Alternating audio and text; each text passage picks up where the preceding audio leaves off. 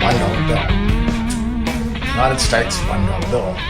It's a private note owned by the US Federal Reserve, United States Federal Reserve. And the United States is probably not the United States of America. It is a Rothschild-owned bank. It owns subsidiary banks all around the world, as well as the Australian Federal Reserve, and their retail outlets such as Commonwealth of Australia Bank, Westpac, and those types of banks. So they are all owned by this one mother bank. And this mother bank acts as a trustee for the Vatican. The word Jew means banker. In the early modern period, a court Jew or a court factor was a Jewish banker who handled the finances of or lent money to European, mainly German royalty and nobility. In return for their services, court Jews gained social privileges, including, in some cases, being granted noble status. So if this is the case, then the Jews we are talking about is the Vatican Jew. Now, the strange thing about this note is people say on this note is written, "In God we trust," is written on here somewhere. And I have asked many people, where does it say, where is it written in English, "In God we trust"? And they say, it says it right there.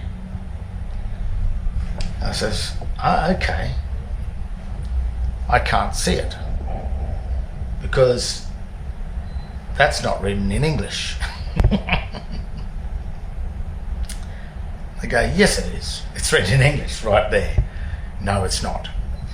It's not written in English, and it's not written in American Sign Language, and it's not written in Latin. Because when you're using American Sign Language, which is the all uppercase text like this, it follows the grammatical rules of Latin. It does not follow the grammatical rules of English.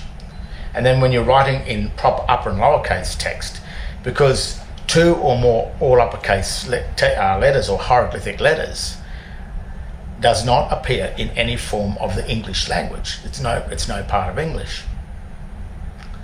But this note contains no English whatsoever, anywhere. But it also contains no Latin. It contains a thing called debased Latin. The language on this is debased, or it's also called Dog Latin in the Black's Law Dictionary.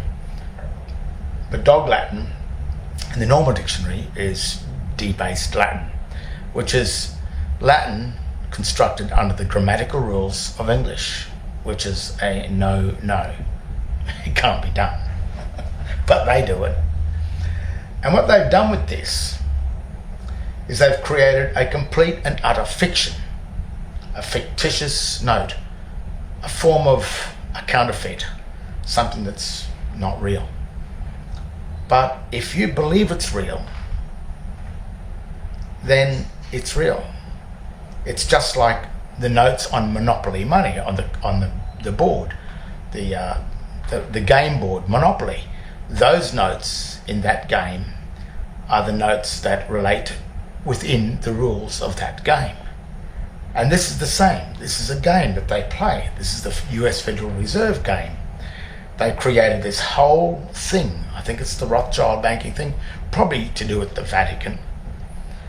They've created a complete internal system that is completely and utterly fictitious, debauched, deranged, criminal. Every word, every foul word you could think of is related to the word debased. So is the God that they worship on this, "In God we trust"? If this is an illusion, And if Lucifer is the illusion god, the god of the illusions, then is Lucifer or Baphomet or Baal, Satan, is that the god that they are talking about in this note?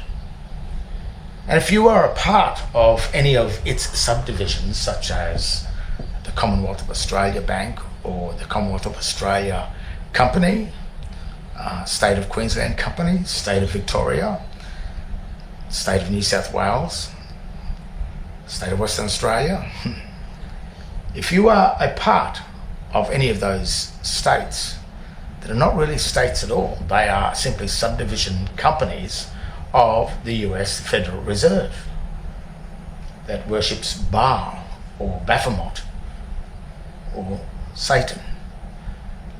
And you've got to remember that Satan is Saturn, comes from the god Saturn, the old Greek or Roman god Saturn. Saturn is now Rome. And in 1973, Whitlam signed the Unidroit Treaty of Rome, the Unidroit Treaty of Saturn, the Unidroit Treaty of Satan. And it's telling you everything here on this note. But because we've been so indoctrinated and we start to read all the writing that's on this note, this sign language, these hieroglyphs, these Egyptian hieroglyphs, we're reading them as English, and we're reading them as if the type on this is English. We're using the grammatical rules of English in order to try and make sense of this note. This is where the term presumption of law comes from, because the government is a complete fiction. It derives from no fact, no grammatical fact. Nothing makes sense grammatically. Hence the term presumption of law, because there is no fact of law appearing. But it really sensibly does not make sense at all. Sensibly it doesn't make sense, because it's a scam. It's a trick. It's a trap. To trap you into a society other than the real society, where you are linked to your birthright and the mineral and energy wealth of your lands are there. And because you've been removed from that society and placed into this society, then they have gone in behind your back and taken your real dominion, which is the real authority to your lands, the real lands that you were born on, not these fictitious countries or these fictitious states. And through the grammatical inability that you've got, you haven't been able to see that this is what it is. This is not real money. This is a fictitious note, and it's telling you on the note and on these Masonic Satan worshippers that created this stuff, it's sort of telling you that it's fake.